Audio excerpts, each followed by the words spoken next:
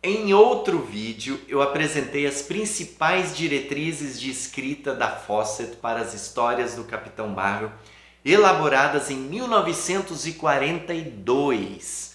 Caso você não tenha assistido aquele vídeo, já sabe. Neste vídeo aqui, em continuidade, nós conheceremos as regras para a elaboração das histórias do Capitão Marvel Jr.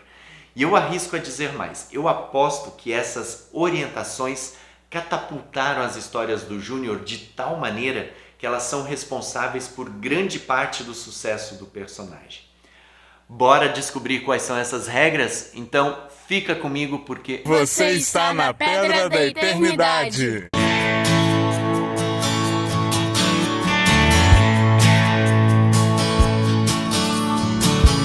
Gente querida, eu espero que tudo esteja bem com vocês. A Fawcett Companion, uma edição comemorativa cheia de artigos sobre a Fawcett, revelou as diretrizes de escrita criadas e usadas pela Fawcett em 1942 para instruir sua equipe criativa.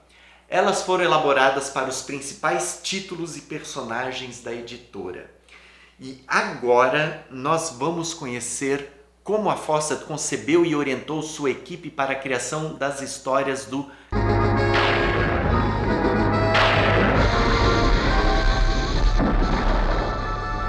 E assim, são informações muito interessantes, como eu disse até no outro vídeo, porque elas revelam a ideia do personagem e de suas histórias sob a ótica da editora. São os parâmetros editoriais de suas criações.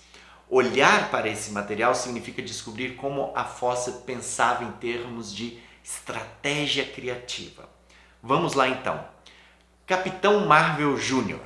Fred Freeman é um garoto aleijado de cerca de 14 anos. Ele é um órfão e vive em um sótão decadente em algum lugar da cidade. Ele vende jornais para viver e é geralmente enquanto os vende que coisas covardes chamam sua atenção, o que leva à história. O diário de Fred geralmente começa e ou termina a história. No diário ele começa com "Querido Diário" e então dá o que equivale a uma legenda de título para a história.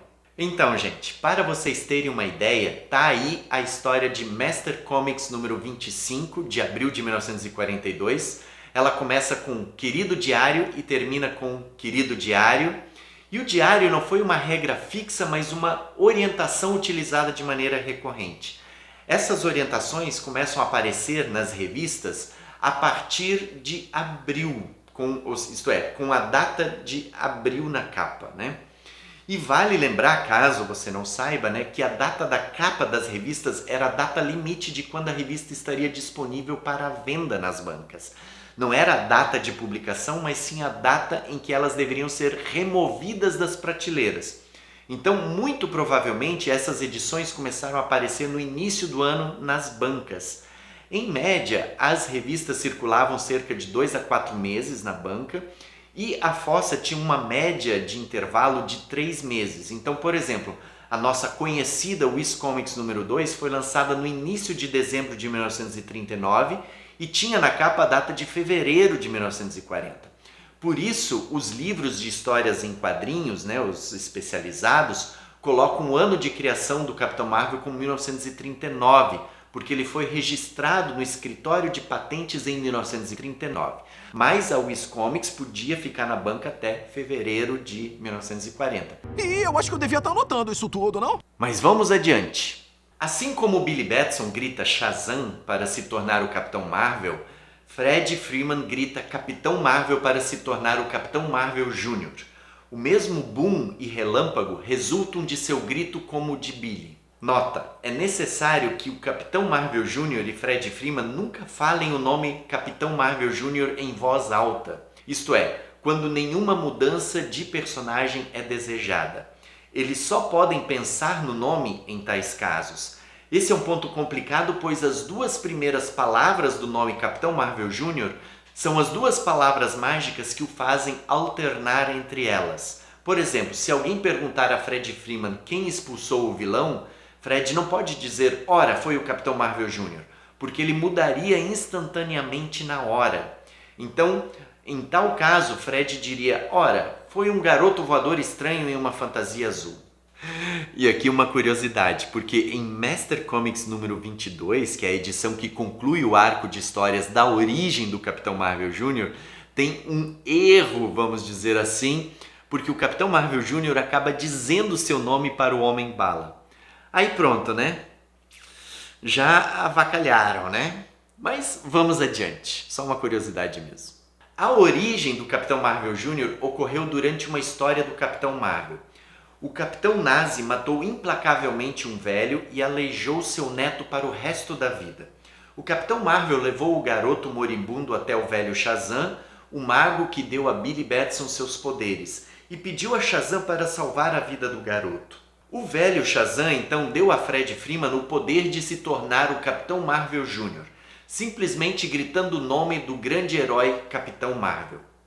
Então, gente, como eu estava comentando há pouco, a origem do Capitão Marvel Jr. aconteceu em um arco de histórias entre as revistas Master Comics e Wiz Comics. Especificamente Master Comics número 21, Wiz Comics número 25 e Master Comics 22.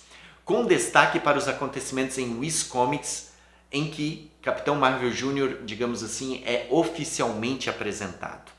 Aí o documento explica as características dos dois principais vilões, arqui-inimigos, digamos assim, do Capitão Marvel Jr., que é o Capitão Nazi e o Senhor Macabro, que eu não vou entrar aqui em detalhes porque neste canal você encontrará ou encontra, dependendo de quando estiver assistindo esse vídeo, vídeos de todos os vilões e todas as vilãs da família Marvel, tá bom? Mas na sequência, o documento explica então as características das histórias a partir da construção do personagem.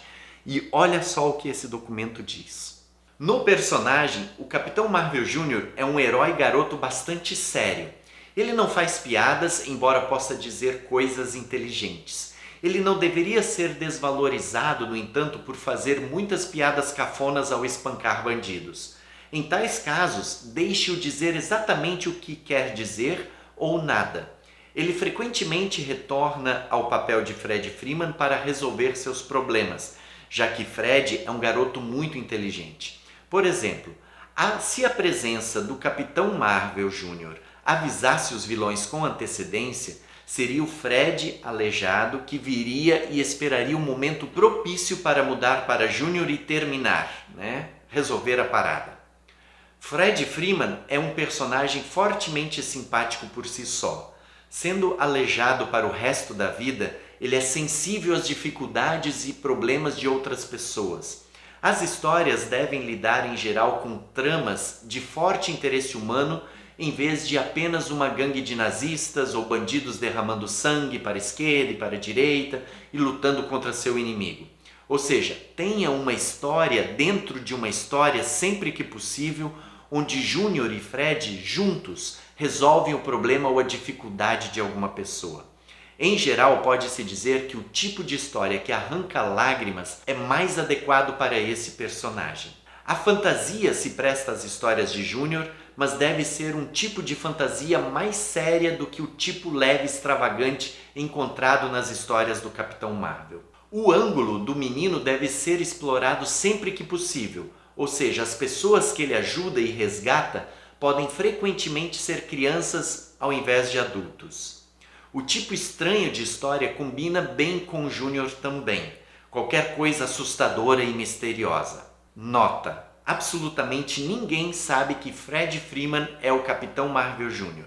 Ele não tem nenhum confidente. Esse é um ponto importante porque tipifica Júnior como um lobo solitário, que não confia em ninguém e descobre as coisas sozinho em todos os casos. Gente, isso é muito interessante porque dá totalmente outra tônica à abordagem do personagem e à criação das histórias. E assim, eu não duvido que a ideia de um lobo solitário não tenha sido justamente um dos elementos que chamou a atenção de Elvis Presley. Claro, se você não assistiu ao excelente vídeo sobre a influência do Menino de Azul na vida do Rei do Rock, já sabe. Por fim, há ainda o elemento final das diretrizes, que é a orientação sobre a composição das páginas. Os painéis por página devem ter 6 ou 7 com mais 6 do que 7. Em algum lugar dentro da história pode haver uma página com apenas 3 a 5 painéis, permitindo espaço para um grande respingo de alguma cena ou ação climática. Nas legendas, encurte o nome para Cap Marvel Jr. para economizar espaço. Ele não deve ser chamado de Marvel Jr. ou Júnior, embora, é claro, ele possa ser chamado de Forma Azul Voadora ou O Garoto Poderoso de Azul e termos indiretos para variedade. E uma vez em cada história, uma legenda deve usar a frase de efeito e então o garoto mais sensacional do mundo saltou e... Capitão Marvel Jr. é o garoto mais sensacional do mundo, assim como o Capitão Marvel é o mortal mais poderoso do mundo. Deve haver pelo menos 3 pontos de ação em cada história. Eles devem ser construídos. A variedade é importante. Às vezes, as histórias podem lidar com nazistas e bandidos, intriga internacional, principalmente agora. E aí? Diz aí nos comentários, depois de todas essas orientações, você saberia criar uma história do Capitão Marvel Jr.? E que tal conhecer com exclusividade histórias clássicas do Júnior publicadas na Master Comics e na Capitão Marvel Jr.? Pois é, esse é um dos benefícios que as pessoas que assinam ao canal terão. Quer saber mais sobre como se tornar membro? Só clicar no link na descrição do vídeo ou no botão Seja Membro aqui embaixo, tá certo? E se você gostou desse vídeo, aproveita e já deixa o like, porque ele é muito importante para a divulgação do material e a consolidação do canal. E se você gostou demais do conteúdo, a gente aceita um valeu demais como gratidão, porque, afinal de contas, o mago não vive só de pó de pirilim pim pim, né? E com isso eu vou ficando por aqui e a gente se vê num próximo vídeo. Simples assim. Capitão Marvel!